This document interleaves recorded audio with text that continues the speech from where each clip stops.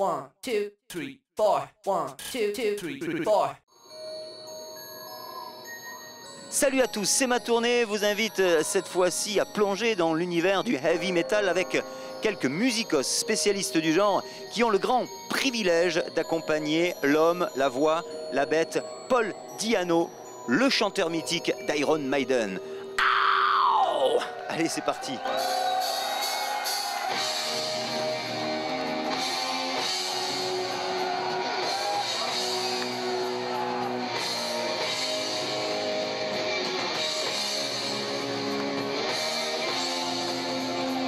Salut, ça va?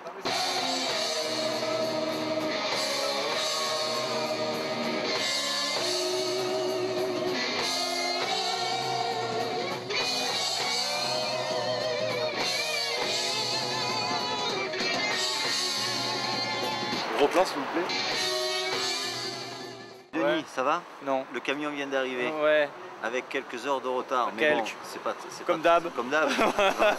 Tu es déjà fatigué là? Non, non, pleine forme. Tu laisses tes copains Hein? débarrasser le backline. Non, je vais y aller.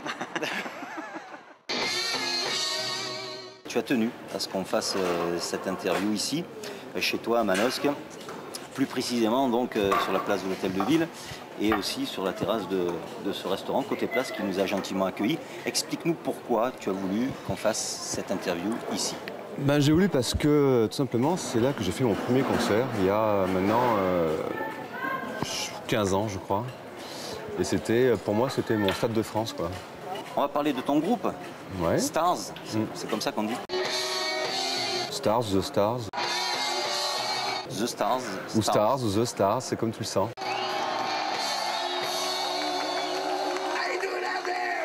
Stars, pourquoi un nom comme ça? C'est assez étonnant pour un groupe de rock. En fait on cherchait un nom un peu comme les années 70 avec un The et juste un mot comme il y a eu les Beatles, The Beatles, The Rolling Stones, dans l'esprit quoi. Et avec un nom facile à retenir et à prononcer, soit Stars.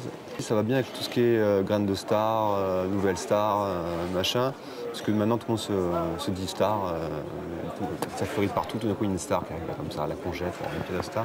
On va dire non, c'est nous les stars. Au début, quand on a dit ouais, que vous appelez comment les stars, tout le monde nous a dit oh là, mais ça craint, vous la pétez, vous êtes ridicule avec ce nom-là. Puis alors, au début, tout le monde se moque, puis après finalement ben, ça passe bien, puis après on se ressent mal. Ou on trouve ça très, très prétentieux ou voilà. très décalé. Mais c'est fait pour quoi. Mais c'est décalé quoi à l'origine.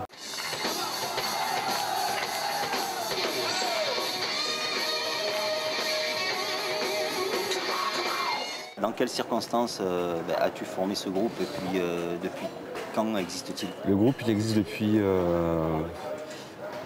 je sais plus trop en fait, ça doit faire 1 an qu'il existe. C'est assez récent. Ouais, c'est récent. Au début c'est parti un peu comme c'était juste un projet comme ça, c'était un peu un truc un peu officieux avec Manu, donc le batteur du groupe, Manu Lamic. C'était donc on faisait ça après nos répètes de notre ancien groupe Café Bertrand. Au début en fait on faisait ça parce qu'on avait des idées qui n'allaient pas forcément avec ce groupe-là. On s'est dit bon de toute façon on va pas les laisser mourir ces idées, on va les enregistrer.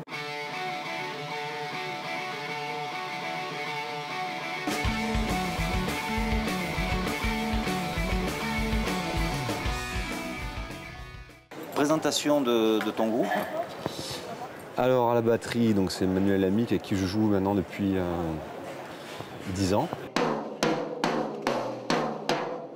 C'est Interminiello à la basse, qui fait aussi les chœurs sur scène.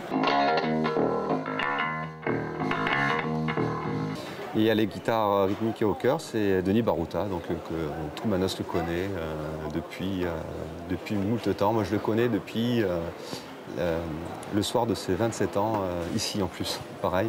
Tout se passe ici en fait. Il y a quelques années alors. Ouais, parce qu'il est vieux maintenant, il a quoi, c'est 62, c'est ça? 62 ans il a maintenant, c'est ça? Tu nous as parlé de ton groupe, mais tu ne nous as pas dit ce que tu faisais toi dedans. Et moi je fais et chanteur. Et je suis aussi compositeur. Et ça je crois que c'est la chose la plus importante quoi, pour moi.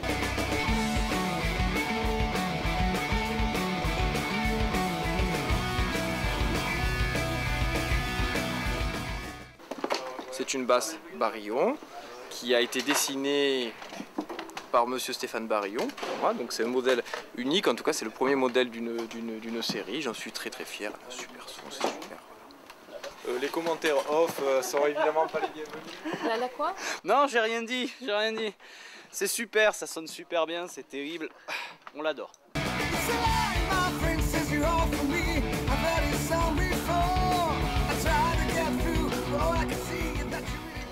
Monsieur Denis Barouta à la guitare. Ça sent le moment de prendre ses protections auditives. Il y a un album en préparation. Voilà. Et j'ai ouï dire, il y avait de jolis noms. On a eu de la chance de rencontrer des gens quand même plus ou moins connus, enfin connus même tout court. Et je me dis, comme j'avais gardé leur contact, je vais les contacter. Et j'ai demandé d'abord voilà, au clavier de Deep Purple, qui est quand même à jouer avec tous les plus grands, mais tout le monde. Je lui ai envoyé donc le morceau sur lequel je pensais que ce serait bien. Il a écouté, il m'a dit super. Il m'a renvoyé la bande enregistrée avec son orgue. C'est tout fait par Internet. Pour tous les invités, c'est tout fait par Internet, c'est ce qui est bien d'ailleurs. Vu qu'on pensait à Tim Boga comme bassiste, c'était notre fantasme, ce que je vais faire, c'est que je vais le contacter aussi. Il m'a dit pas de problème. Alors lui, il joue clairement sur la moitié de l'album. Qui est le bassiste de Jeff Beck, entre autres, de Rod Stewart. Rien que ça. Voilà, rien que ça.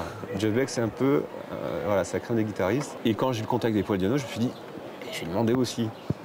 Et son manager m'a dit, ouais, mais il veut plus participer à d'albums, il veut plus. Ben, j'ai pas insisté, puis il a écouté le morceau sur lequel il est enregistré, il a dit, pas de problème, je le fais. Donc on a 3 invités, plus d'autres. Olivier Brossard, qui est un bassiste émérite sur Paris, qui joue sur un morceau. Il y a Thomas Rebar, qui est un ami qui a enregistré mes voix et qui fait du violoncelle sur l'album, parce qu'il y a un morceau avec du violoncelle, du violon. Et donc il y a Denis Barouta, bien sûr, parce que Denis Barouta, ben oui. J'insiste sur Denis Barouta. Non, parce que Denis il joue sur le morceau où il y a Paul Di'Anno.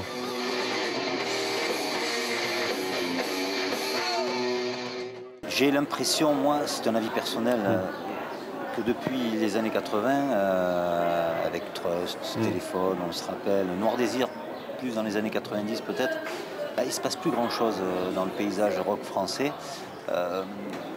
Est-ce que The Stars pourrait être la révélation de ces prochaines années?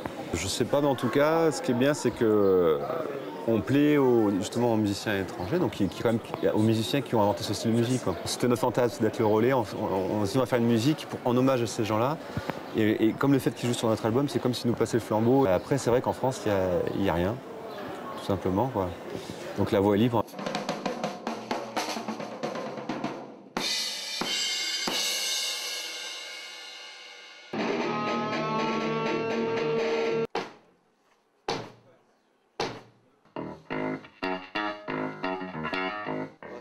De ribasse batterie, juste pour me faire plaisir.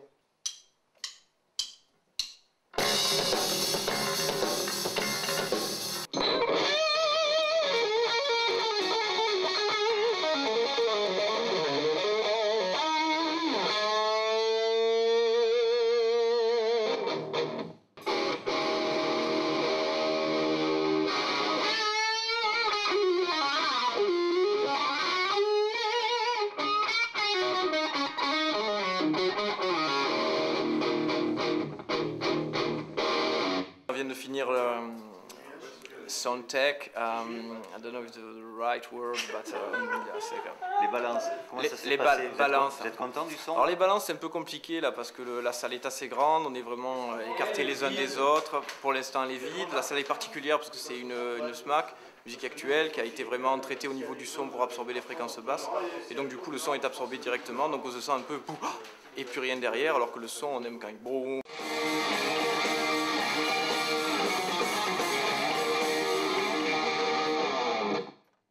The Stars, c'est ton groupe.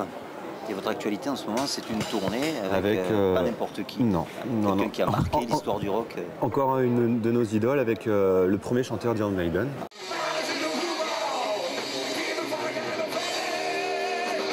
Alors ça s'est fait que en fait j'ai appris par hasard que le manager de Paul Di'Anno cherchait un groupe français, voire européen, pour jouer avec lui. Et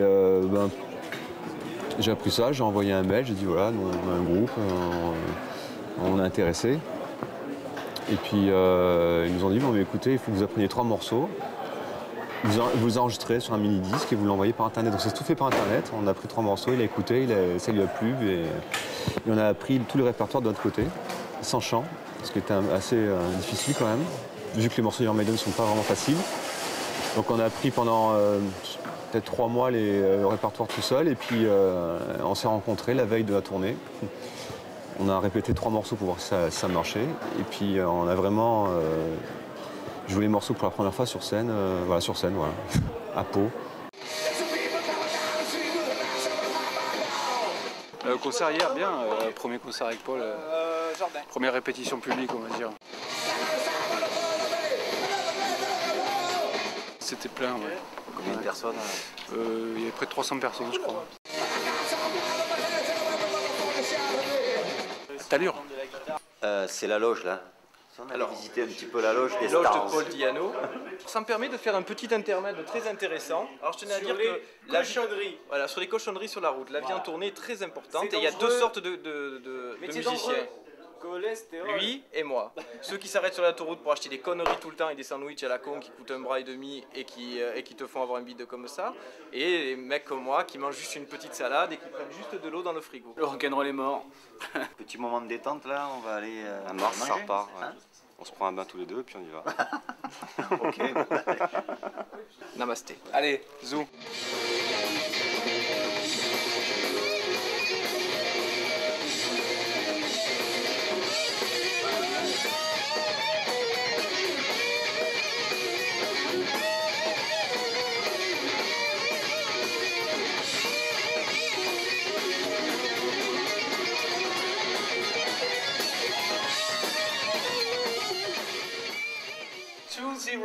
It's my room. Have some rest, my friends. Bonne nuit. Ah, la chambre à Manu. Yeah, God bless you. C'est la chambre à Manu. Oh. Bon, Sylvain, à tout à l'heure. Tout à l'heure. À tout à l'heure. Un petit peu de repos à tout à l'heure. Oui. Quel est le numéro de ta chambre, Denis? Tu y sais même plus. 208, c'est la télé. Voilà, donc la chambre 208 du célèbre guitariste Denis Baruta. Non, mais on te laisse t'habiller. On entend du bruit, je crois que c'est imminent. La porte va s'ouvrir, mesdames et messieurs. Chers téléspectateurs, Denis Baruta, grand guitariste qui sera bien sûr ce soir aux côtés du chanteur d'Iron Maiden. Merci de nous ouvrir votre porte, cher Denis. Vous êtes tout nu? Oh, ça y est, il a mis sa tenue. Est-ce que vous nous accueillez dans votre humble demeure? Manu, ça y est, on se prépare pour y aller là. À un moment donné, il faut y aller. Oui, on va y aller, ouais. J'ai ma chaussette et puis on va y aller. Comment tu as rencontré la musique? Ou comment la musique est venue à toi? J'ai commencé tard, je dois avoir 19 ans, où j'ai commencé à apprendre un instrument, la guitare, et, dans un groupe qui s'appelait Moby Dick. Oh mon Dieu, c'était il y a tellement longtemps que je m'en souviens pas vraiment en fait. J'étais préado, très tôt quoi. On dirait 13 ans. J'ai acheté un disque de 45 tours d'ACDC parce que j'avais vu ça sur les cartables des grands. Là. Voilà. Qu'est-ce que c'est? Tiens, je vais acheter un disque, j'ai acheté ça. Et j'ai fondu, puis après du coup j'ai acheté un 33 tours et c'était un 33 tours de Iron Maiden. Ah ouais, donc ça tombe bien là. Ça tombe un peu bien, ouais. Comment c'est arrivé? Je sais pas, une nécessité, ça m'est tombé dessus. Non, je m'ennuyais profondément, il fallait que je trouve quelque chose en fait, je crois. Bah, je me suis mis dedans, j'avais 15 ans, j'ai pris une basse et j'ai fait je jouais selon les et j'ai décollé, j'ai dit bon ben ça va, c'est ça que je veux faire et je suis content d'avoir eu la chance de continuer jusqu'ici.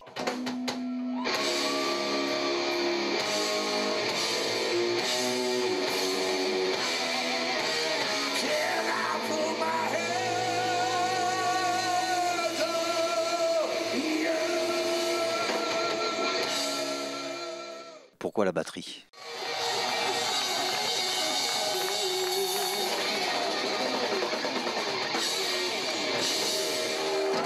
Je sais pas, j'ai toujours été attiré que par ça, quoi. Je peux pas l'expliquer en fait. Pourquoi la guitare?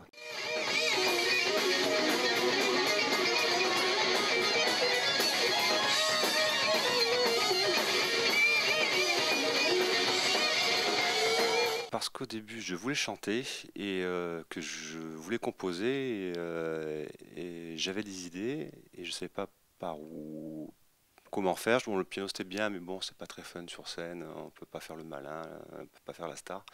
Et la guitare, c'est pas mal pour ça.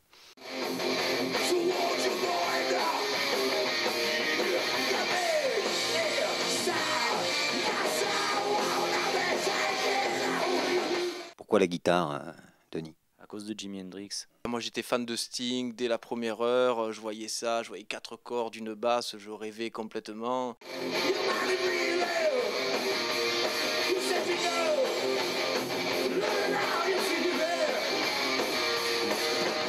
Mon choix s'était porté sur la batterie un petit peu avant. Alors j'avais envie de ce truc de rythme, là j'étais dans ce truc là.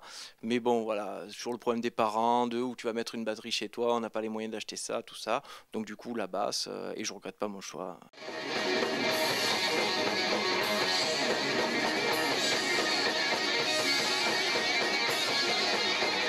Raconte-nous un petit peu le parcours qui t'a mené jusqu'ici dans cette chambre d'hôtel. On est passé par Pau hier, enfin, c'est un truc galère toute la journée. Enfin, bon. Et puis on a tous eu un groupe ensemble, mais séparément. C'est-à-dire que moi j'étais avec Denis, après j'étais avec Manu, puis là on se retrouve tous ensemble et en plus alors, autour d'un chanteur qu'on adore, quoi. Le parcours, c'est un parcours de musicien, de rencontres, voilà. Je suis passé par beaucoup de choses différentes. Je me suis essayé aussi des musiques comme l'électro, enfin des choses plus contemporaines. J'en fais encore. Le parcours qui t'a mené aujourd'hui sur cette scène ici, dans quelques instants. Semer d'embûches et c'est pas fini. Dans ta vie, il y a le rock et la pêche aussi. La pêche aussi, je pense qu'on en parle. Alors, il y a une superbe émission là, d'être en train de... C'est moi, non? Ça, c'est nos vacances avec Bruno. Je crois qu'un parcours banal, un peu comme tout le monde, hein, des petits groupes au début, après un petit peu d'orchestre de variété par-ci par-là. Un parcours professionnel un peu chaotique, entre guillemets, puisque entre des groupes de compos et des groupes purement alimentaires.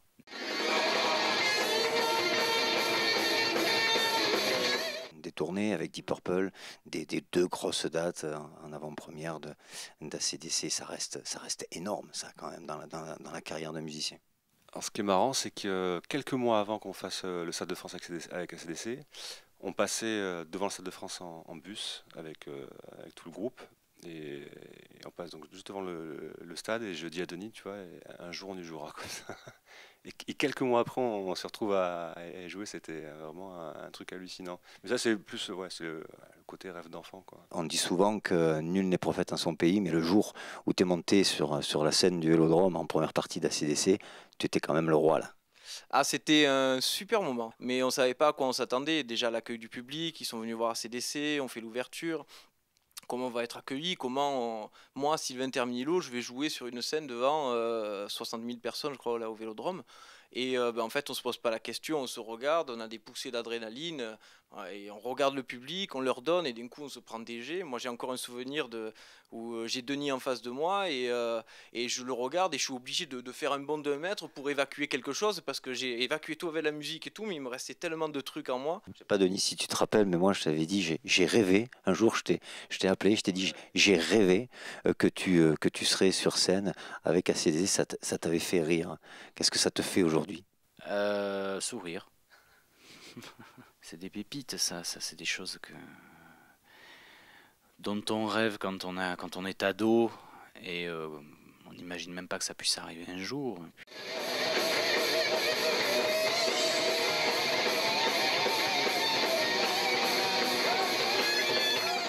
Ce soir, dans quelques minutes, là, hein, c'est la scène avec une autre légende hein, devant le chanteur d'Iron Maiden.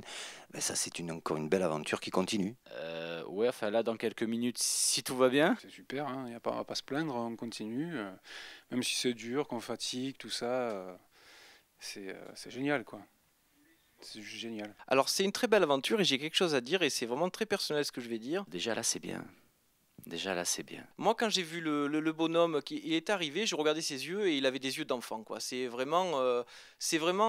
est resté un enfant. Il est vraiment très pur dans sa démarche. J'avais vraiment peur de quelqu'un qui soit très bourru, très ouais, je connais le métier, les gars, c'est ça. Il est très communicatif, il nous pousse en avant et c'est vraiment une chance de partager la scène et avec mes camarades de jeu de The Stars et Paul Diano, c'est fabuleux, quoi, parce qu'il fait 2 mots et le groupe, il prend 10 points, c'est fabuleux. Ouais, surtout que Iron Maiden fait partie des groupes qui m'ont donné envie de faire de la musique. Qu'est-ce qu'on ressent quand on se retrouve à côté d'un chanteur aussi mythique hein, que Paul? Il y a beaucoup d'humilité, je pense. On va essayer de servir le bonhomme quand même.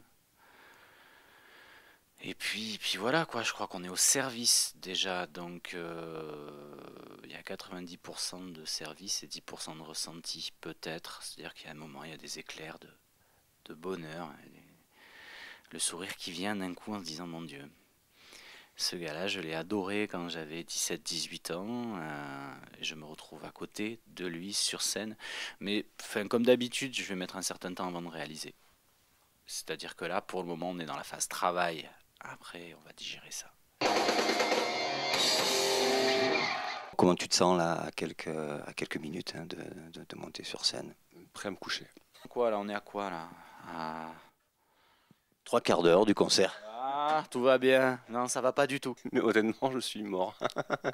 Non, mais de toute façon, le fait de jouer avec Paul Diano, l'adrénaline, elle revient 2 secondes après, quoi. Ça va. Puis on sait que ça va être plein, qu'il y a du monde et qu'on va s'éclater, quoi. Et le téléphone qui sonne, c'est peut-être.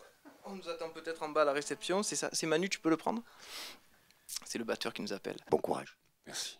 On peut se faire la bise? Allez, viens, on s'embrasse. Ah oui, ça.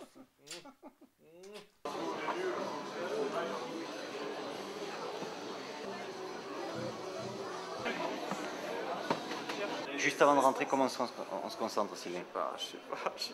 J'ai jamais su. Moi je gerbe, je pleure toujours un petit peu. J'ai jamais su. Moi, je regarde le public, quoi. Je parle plus. Je me projette sur les premiers morceaux, je me mets dans l'esprit du premier morceau. Je me mets 2 grandes claques dans la gueule avant d'y aller et tout va bien. Et après, c'est parti. Et après c'est parti. En général c'est ça se voit pas, c'est dans le noir. Paf, paf. Dans combien de temps là? Quand il se sent, de toute façon il y a son manager qui check tout. Vous êtes prêts là, de toute façon? Nous on est prêts, dès qu'il faut envoyer, de toute façon le premier morceau, nous on fait une petite intro, premier morceau, il rentre sur le premier morceau.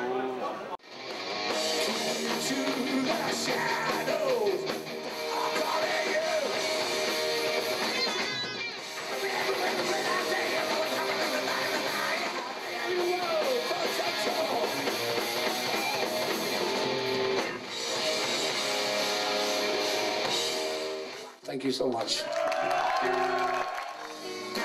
I'm changing the colors. A song for you. Yes, taking over my power. I got some words. Are you ready? I will. Wherever you are.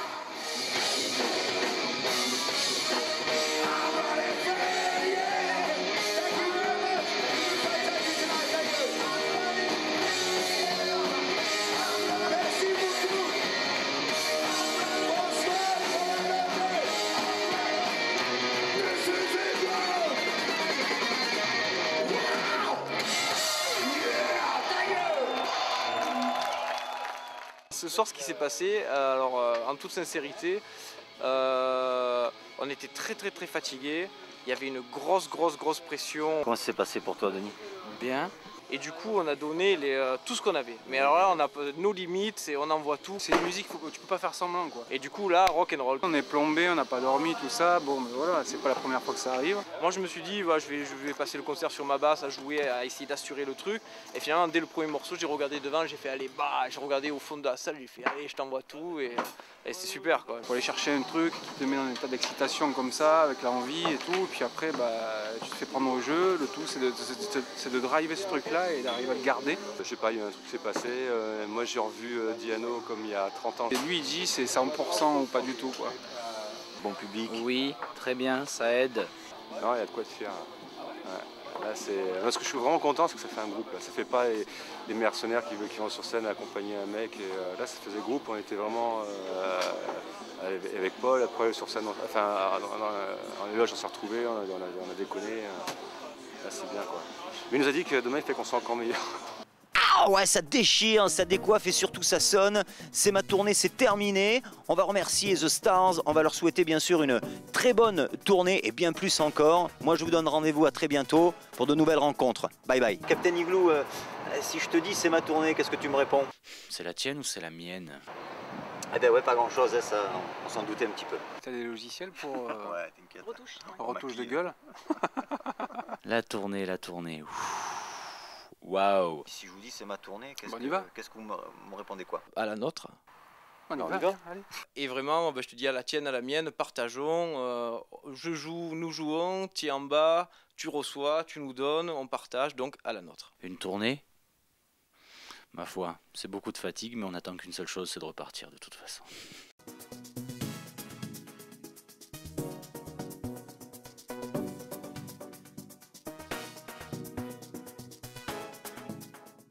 Maintenant, je vais aller dormir. C'est ma tournée, c'est terminé, c'est terminé.